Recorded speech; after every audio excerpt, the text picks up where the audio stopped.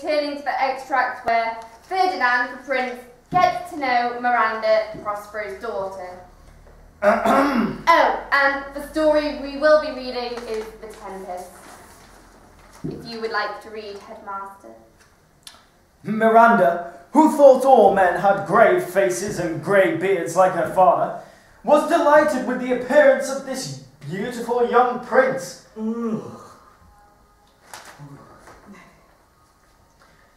And Ferdinand, seeing such a lovely lady in this desert place, and from the strange sounds he had heard, expecting nothing but wonders, thought he was upon an enchanted island, and that Miranda was the goddess of the place. And as such, he began to address her. Miss Hogan, would you like to continue, please? Okay. No!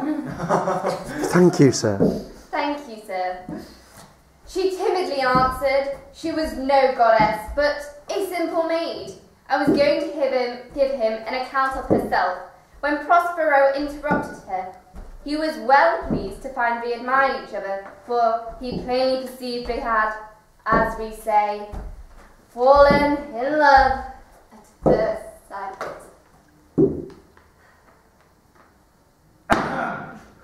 But to try Ferdinand's constancy, he resolved to throw some difficulties in their way. Therefore, advancing forward, he addressed the prince with a stern air, telling him he came to the island as a spy, to take it from him, who was the lord of it. James, if you'd like to continue reading, please. Yes, miss. Follow me, said he, I will tie you neck and the feet together. You shall drink sea water, shall fish with roots, and husks of acorns shall be your food. Good try, James. Well done. Abigail, if you could continue.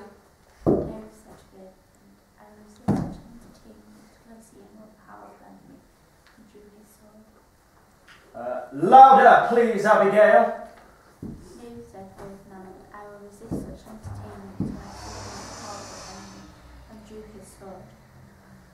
Well done, Abigail. India, please read on.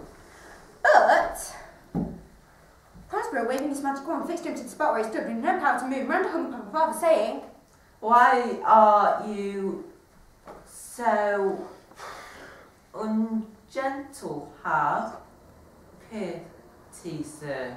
I will be his. Surety this is the second man I ever saw, and to me he seems a true one. That was really beautiful, James. Well done. Abigail, please read on. Silence of the father. One word more than a child ago. So we can hear it, please. Silence of the father. One more word will make me tired of you. What an advocate from the past. Sir, what's an advocate? You think there are no more such fine men, having seen him in him, however. I tell you, foolish girl, most men as far excel as he does Caliban. Thank you, Abigail. India, please, if you could continue. This, he said. To prove his daughter's constancy, she reminded her affections most humble. She had no wits to good of man. Come on, young man, said Prospero to the prince. You have no power to disobey. Thank you, India. I have not indeed, answered Ferdinand, and not knowing that it was by magic he was deprived of all power of resistance, he was astonished to find himself so strangely compelled to follow Prospero. Looking back on Miranda as long as he could see her, he said, as he went after Prospero into the cave, "My spirits are all bound up, as if I were in a dream. But this man's threats and the weakness which I feel would seem light on me, if from my prison I might one day behold this fair maid." Can I go to the toilet, sir?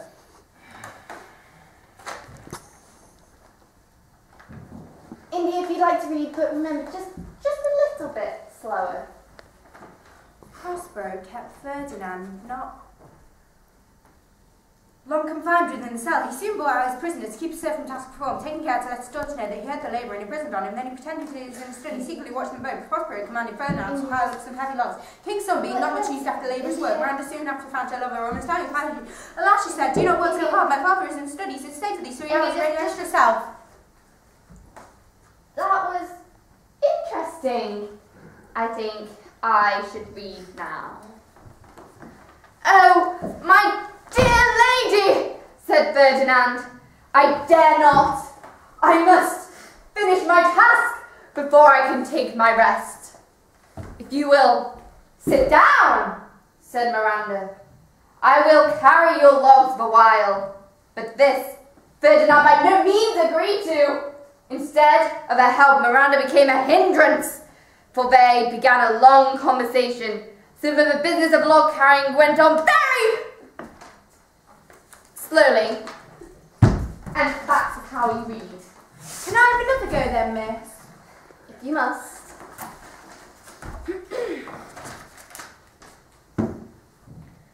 Prospero, who had enjoined Ferdinand this glass, merely as a trial of his love, was not at his books as his daughter supposed, but he was standing by them, invisible to overhear what they had to say. India, that was excellent.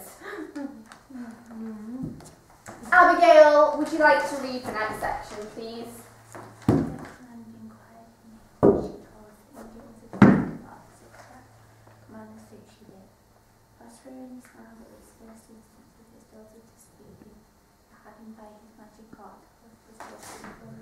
I can't hear her, sir. Yes, James, neither can any of us.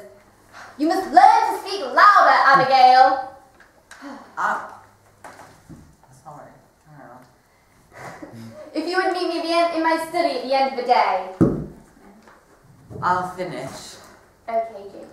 Oh my God. He was not angry that she showed her love by forgetting to obey his commands, and he listened well, pleased to a long speech of Ferdinand's, in which he professed to love her above all the ladies he ever saw. Love! That will do, James. I will finish off. In answer to all his prayers of her beauty, which he said exceeded all the women in the world, she replied, I do not remember the face of any woman, nor have I seen any more men than you, my good friend, and my dear father. How features are abroad, I know not, but believe me, sir, I would not wish any companion in the world but you, nor can my imagination from any shape but yours that I could like. But, sir, I fear I talk to you too freely, and my father's precepts I forgot. At this, Prospero smiled, and nodded his head as much to say, this goes on exactly as I could wish. My girl will be Queen of Naples. Everybody, get out your lamps and primers. My Where is spirit of India? and time goes upright with his carriage. How's the day?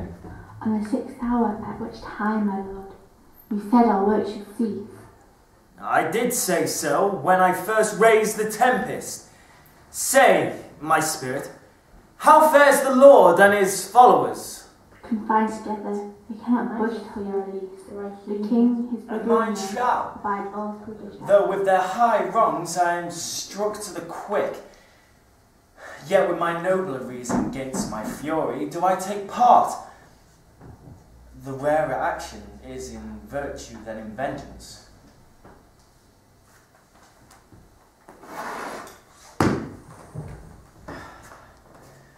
Go, release Release them, Ariel! My charms I'll break.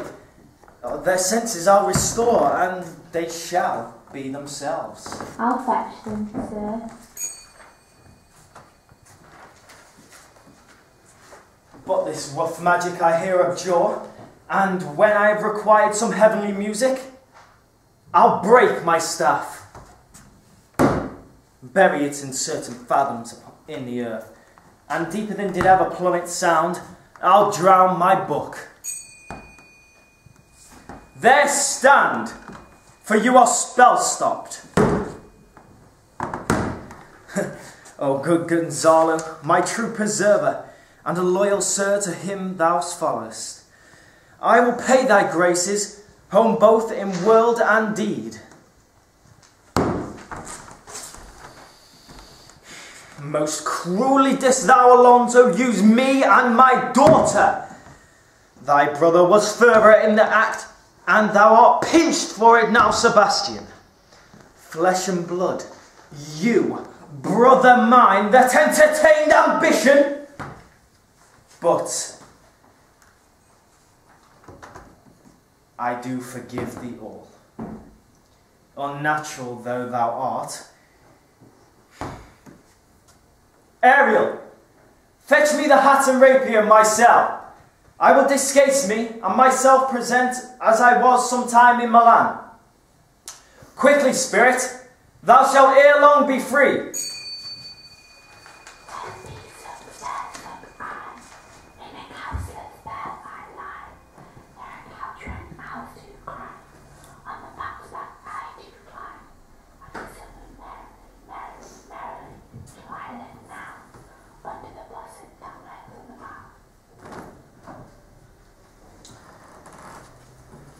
Why, that's my dainty Ariel. I shall miss thee, but yet thou shalt have freedom. So.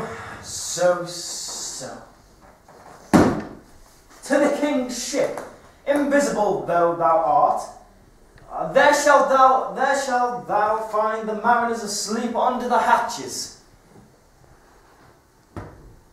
The master and the boatswain, being awake, enforce them to this place, and presently, I prithee. I drink their farewell, Now my charms are all o'erthrown, and what strength I have's mine own. Which is most faint. Now 'tis true, I must be here, confined by you. Or sent to Naples. Let me not, since I have my dukedom got.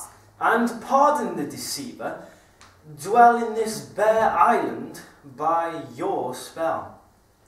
But release me from my bands with the help of your good hand. Gentle breath, of yours my sails must fill, or else my project fails. Which was to please.